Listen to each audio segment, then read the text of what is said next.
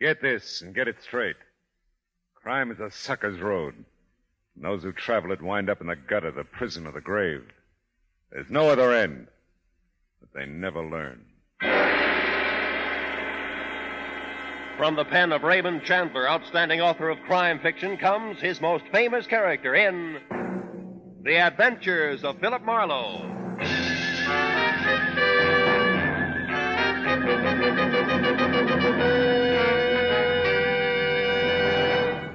Now, with Gerald Moore, starred as Philip Marlowe, we bring you tonight's exciting story, The Good Neighbor Policy.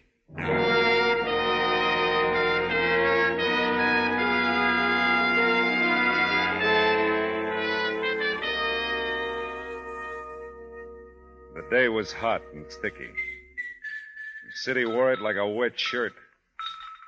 And to make things worse, there was a xylophone playing somewhere in the building, and that started me thinking about my neighbors. Mostly I was thinking two things about them. One, I didn't know any of them. And two, I'd like to shake the hand of the fellow that banged that xylophone day and night and break it. Not a very neighborly thought, but then it had been one of those days. You know the kind that prompts the neighbors to set the dogs on each other. Yeah, but now the sun had called it a day. The wind had switched from the desert to the ocean, and I was figuring I'd be a better friend to man and woman if I took a long, cool shower.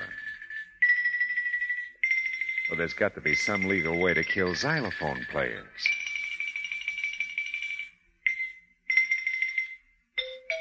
Oh, no, big finish yet.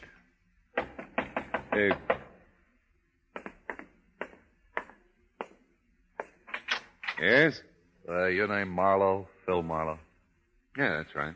I live 2 apartments down the hall. You got a call on my phone. I got a call on your phone? Look, the call's there. I'm a busy guy. You want it or don't you? Well, sure I want it. Okay, come on. All right. I didn't catch your name. No, you didn't. In here. Oh. Phone's over there on the desk. Snap it up, will you? Yeah, sure. Regular charmer, this fella. Hello. Phil, it's Ann. Oh, hiya, honey. Something must be wrong with your phone. I keep dialing your number and getting a very unpleasant little man. Yeah, he's not so little. What's on your mind? Oh, it's out tonight, Phil. Oh, no. Beanie sprained her ankle a little while ago, and I'll have to fill in for her at the hospital tonight. That does it. What? Nothing. We'll do it again, huh? Soon, I hope, Phil. Call me tomorrow? Yeah, sure. Goodbye, honey. Bye, Phil. The lady says she keeps dialing my number and getting you. I'll report it. Yeah, why don't you? That's what I said. Oh, packing for a trip? In between phone calls for you, yeah. Look, it's only been one, and I said I'm sorry. What do you want, blood? Leave. Thanks, neighbor.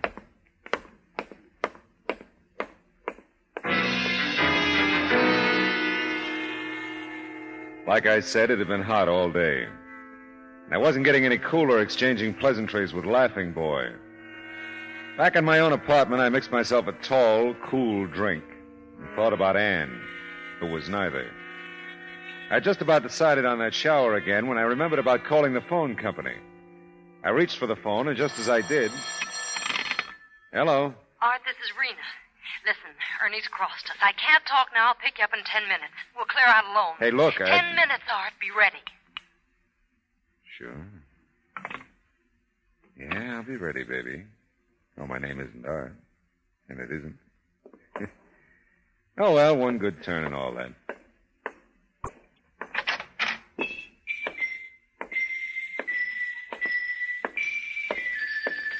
Oh, no.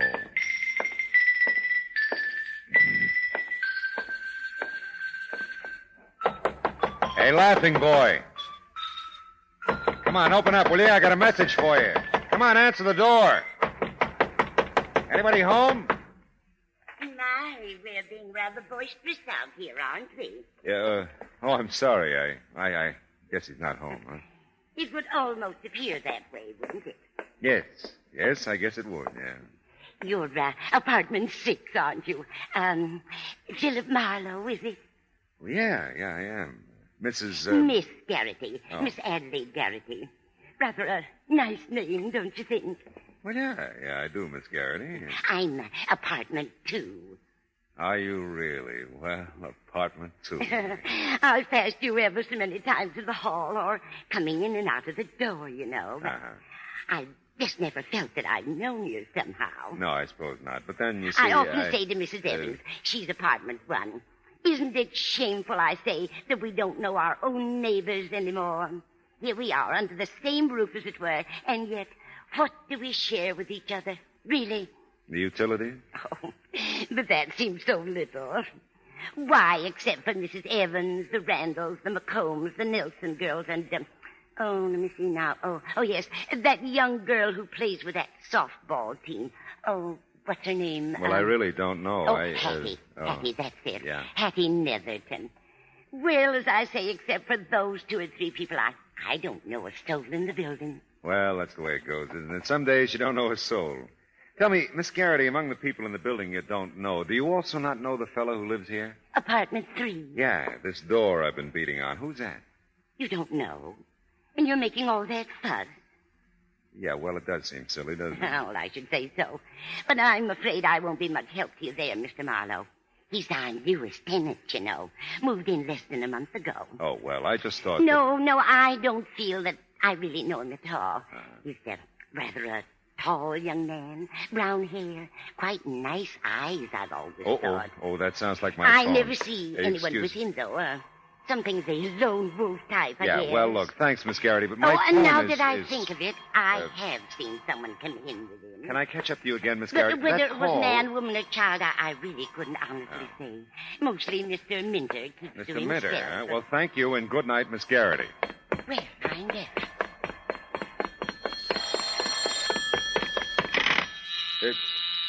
Oh, great.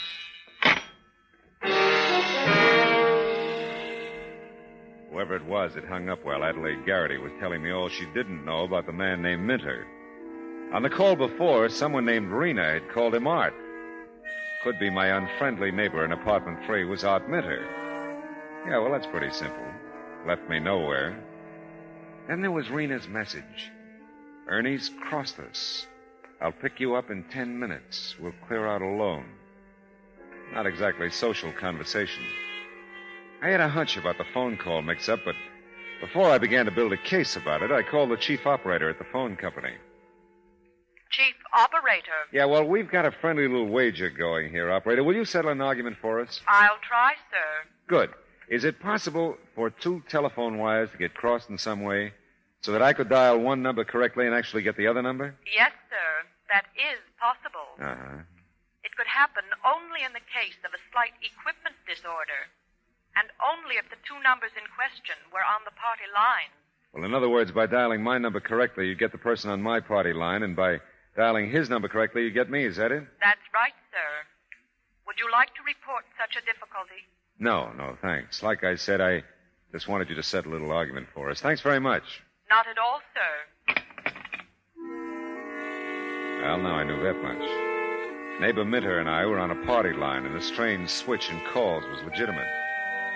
Now, I'd gone this far with the thing, I decided to leave the wires crossed for a while, just for laughs. And I looked at my watch. It was time to get a look at Rena. If she was coming from Minter in 10 minutes, she was due.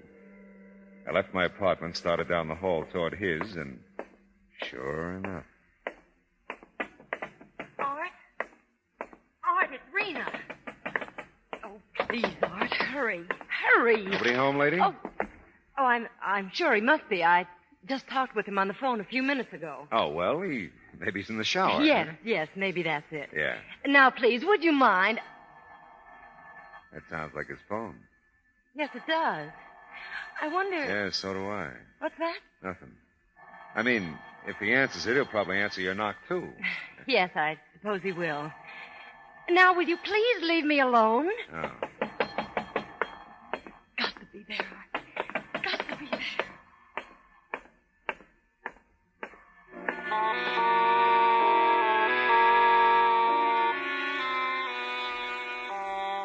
The phone ringing hanging in Art's apartment was far more frustrating to me than it was to Rena. I knew darn well the call was really for me. I opened the front door out of the welcome freshness of the evening breeze and the scent of night-blooming jasmine. By the time I'd inhaled a little of both and walked out to the end of the sidewalk, Rena suddenly barged out of the building, looked desperately up and down the street, and then headed toward a car parked across the way. And her car had an Arizona license. In a minute, she drove away.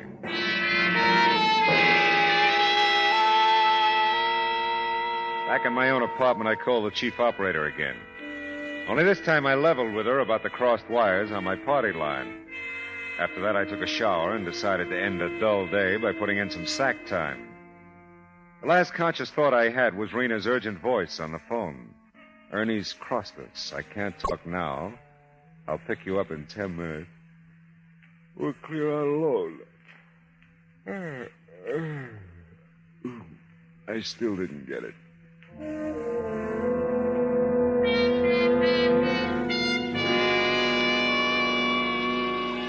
I didn't get it the next morning either. But I got up dressed and was starting for the morning paper, which my newsboy with questionable accuracy always pegs in the general vicinity of my apartment door. Didn't quite get there, though, before... Hello. Mr. Philip Marlowe? Speaking.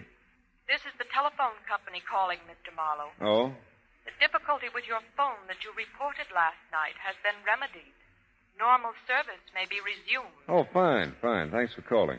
We hope you haven't been unduly inconvenienced. Oh, not at all. It's been grand. Thank you for your patience, sir. Yeah. Well, goodbye. Well, that's that.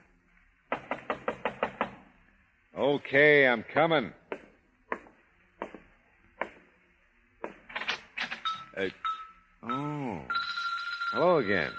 Hey, I got another call for you on my phone. Same name as last night, I think.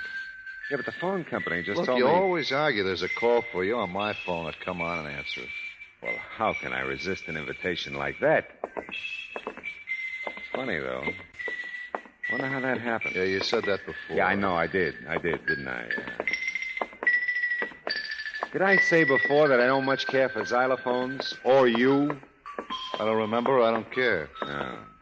In here. Yeah, and the phone's over there on the desk. Hey, Buster, that phone's hung up. There's no call for me. What is this? This? This is a gun, Marlon. Yeah, I see it is. You know too much, Marlo. I don't like it when you know so much. So finish.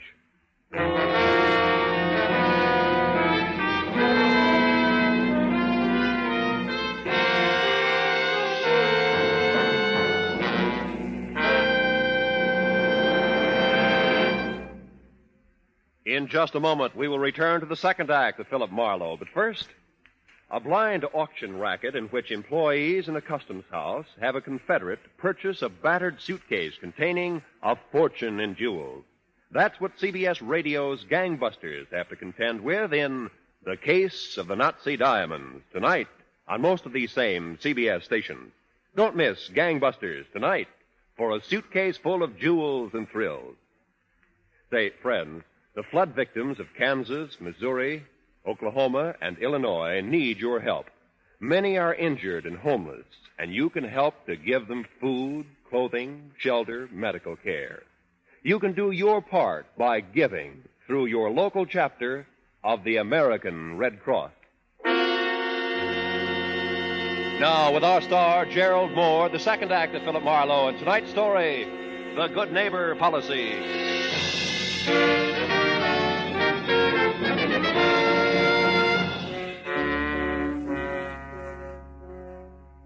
Mitter's quite nice eyes, as Adelaide Garrity had described them, were as cold and deadly as the automatic he rammed into my stomach.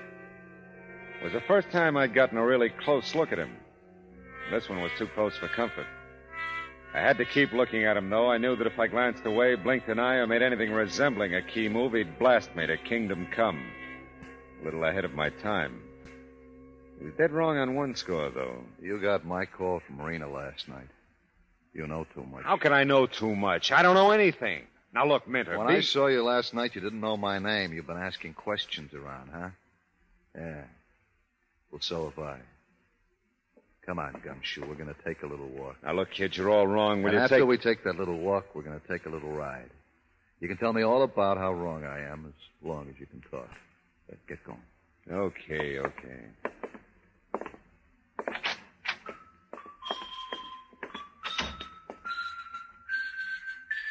Remember, Marlowe, you're just going to walk down the hall and out of the building with me. No funny stuff. This gun staying right in your back. I see what you mean.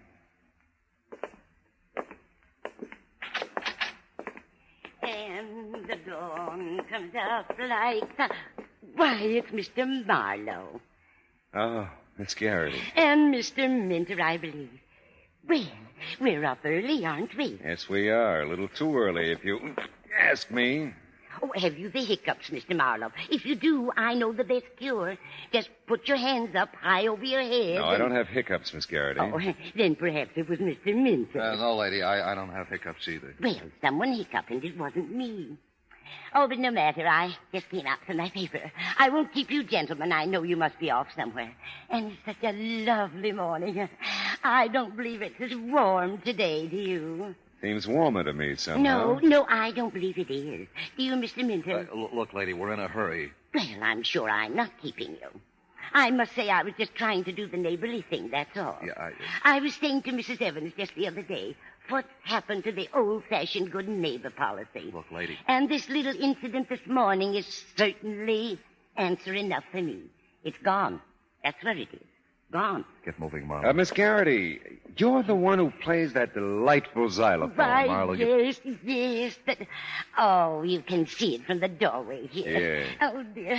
Well, I'm so glad you enjoy it, Mr. Marlowe. Oh, I do. I wanted to tell me, would you... Oh, I know it's a lot to ask. Play something for you. Yes. Mr. Marlowe, come in. You make one move for her door. Gonna kill her too, Mitty? She's right in front of me. Well, come in, gentlemen. Or aren't you a music lover, Mr. Minter? Oh, yeah, sure I am. It's just that I'm Let me get your paper for you, Miss Garrity. Get inside your apartment, Miss Garrity, Oh, quick. Oh. At this time you won't, Minter.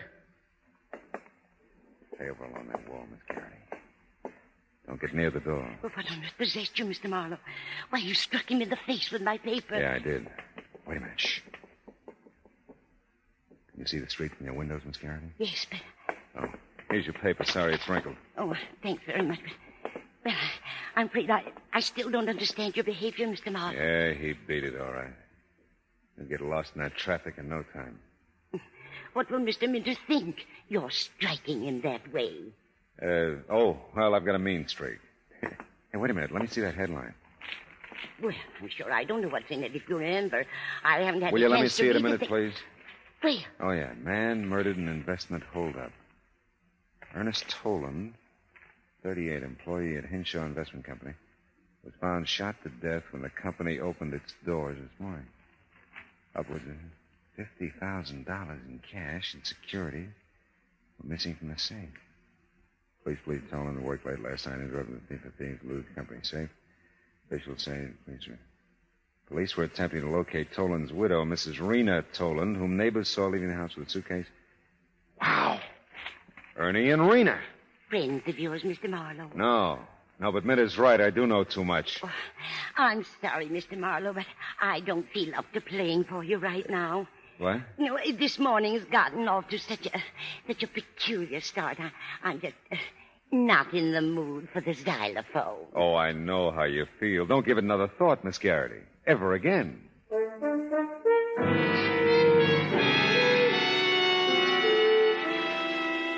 I called the landlady when I got back to my own apartment to see if she knew anything about Minter, like where he worked. She was good enough to be out of town. I even went back to Miss Garrity's, but she'd already hit the trail to share the morning's excitement with any of a dozen people, including probably that girl who played with the softball team. But old Mr. McWilliams, the janitor, was bringing up the morning mail.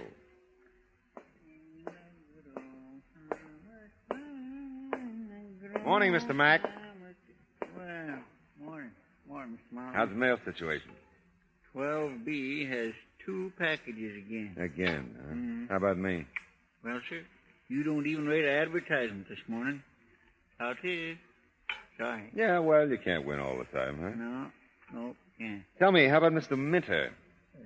How's that? Mr. Minter, you know, he's in apartment 3. He asked me to pick up his mail if there is any. Sure. If you can carry it all. Just this postcard. Oh, I can manage, yeah. Well, thank you. It's from his mother in Tucson. Really? Yeah.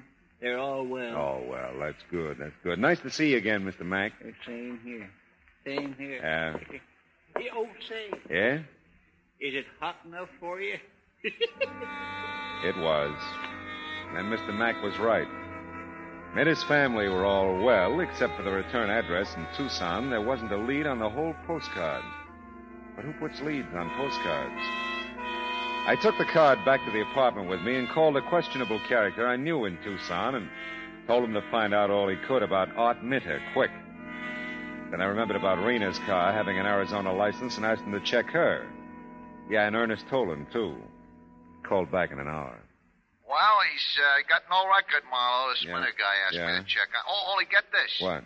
About a year ago, he gets divorced by his wife. You hear? Yeah, go ahead. And right away, she hops over to Mexico with this Tolan fella you asked about and marries him. Rena did? Wait a minute. I got it written down here, so. Yeah, Rena, that's her name. Good. Now, Tolan was with an investment outfit here in Arizona. Yeah. Yeah, but he transferred to L.A. a month ago. Yeah, that checks. What about Minter? Find out where if he works here, will you? If he does, that is. Oh, yeah, Marlon, listen, this'll rock you. What? He works at the Hollywood Library.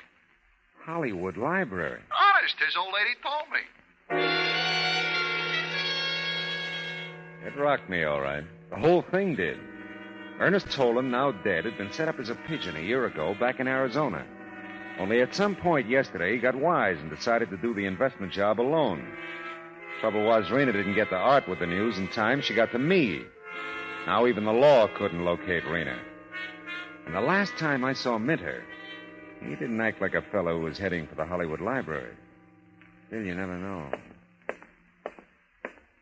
I started out into the hall, observed gratefully that Miss Garrity's xylophone was stilled, if only for the moment. But when I got about even with Minter's door, something happened very like a familiar song starting all over again. It was Minter's phone ringing. I listened at his door. But there was no move from inside to answer the ring. And something told me here was another lock that needed springing. Yeah? Art, it's Rena. Where have you been? Out for a while. Are you all right? You don't sound it. Yeah. I just went it. Where are you? I'm in You sound so funny. Is someone there? Yeah, that's right. Oh, not the police, Art. No, neighbor. You talk, huh? Oh, because you can. All right, I will. I'm at the Bellflower in Ventura. If you call here, ask for Mrs. Guthrie. That's me. Got it. You got everything, didn't you? When you... Well, I mean, about Ernie. You're still going to split with me, aren't you? Yeah, sure. Oh, I was afraid after I ran out. But you understand, don't you? You weren't home. Skip it, huh? All right. Art, you get off work at 4, don't you? Nothing's happened about that. 4, yeah. Well, come up here as soon as you can after that. Well, just hurry, Art, please. I will. Bye. Bye.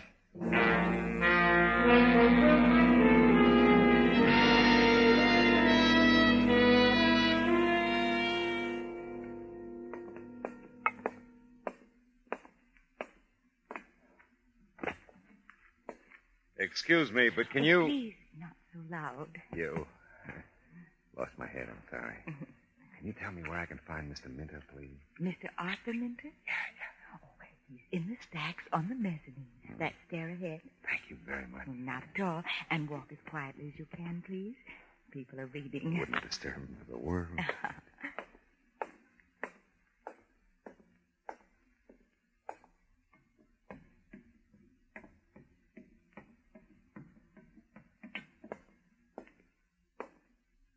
Well, no one's supposed to come up here. These are files. No one's allowed here. I was looking for something in investments. I said no. Hello. Come on. Take it easy, Minter. I got a message from Rena. Yeah? She says you killed Ernie. Look. Oh. Yeah, and I got a message for Rena, too. The Ventura cops probably have her by now. Might call Lieutenant Matthews did any good, and it always does. I'll kill you, Marlowe. You're a rut, aren't you, Minter? Come on. Where's the dough you took from Ernie and the securities? Are they in these permanent files, too? Is that why you had to show for work today? Yeah, gumshoe. But you never get them or me. That throwing books is a good idea. Oh.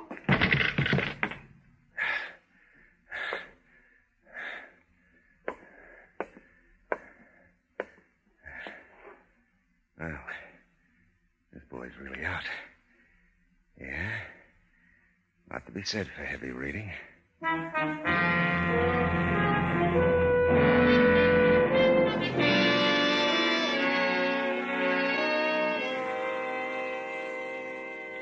I kept my foot on his neck till Miss Hush downstairs called Matthews. I needn't have. He didn't come too. And I waved the squad car off to headquarters from the library curb. Yeah, well, that's that. On the way back to my apartment, I got to thinking about a house with no neighbors, no xylophones, no crossed wires. No fun either. You know, all kinds of things go on in apartment houses. All kinds of people leading all kinds of lives. What's the line? Love thy neighbor as thyself? Yeah. But most people act like they hate themselves. Oh, well.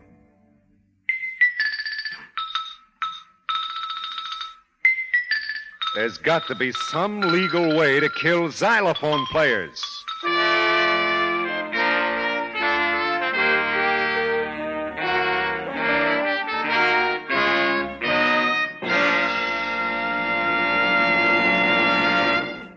The Adventures of Philip Marlowe, bringing you Raymond Chandler's most famous character, star Gerald Moore, are produced and directed by Norman MacDonald and written for radio by Kathleen Height.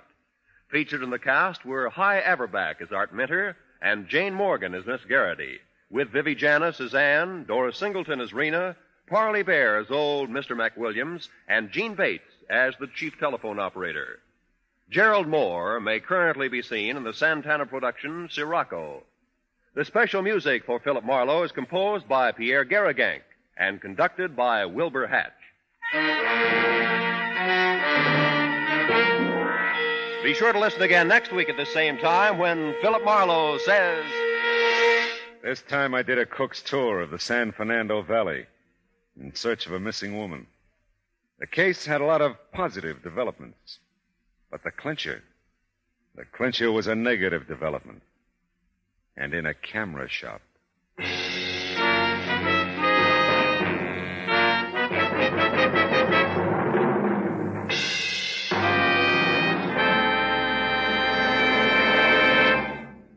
There's fine musical listening on CBS Radio tomorrow. Don't miss Guy Lombardo Time, featuring Guy's distinctive music with vocals by visiting Janice Page. The program comes from Norfolk Naval Base, where Guy Lombardo Time entertains the Navy. Also on tap tomorrow night over most of these same CBS stations is CBS Radio's Mario Lanza Show, with Mario and musical company offering a special program of Jerome Kern favorites. This is Roy Rowan speaking.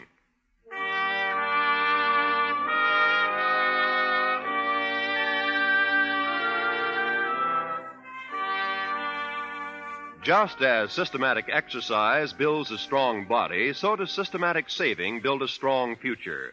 Save systematically for your future and for your country's future with United States defense bonds. There's no safer investment in the world. Defense bonds are guaranteed by your government. So for the defense of your future, for the defense of your country's future, buy your full share regularly, systematically, of United States defense bonds. This is the CBS Radio Network.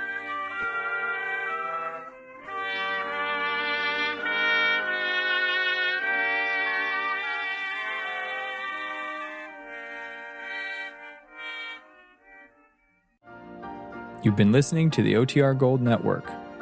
Find more classic radio at otrgold.com.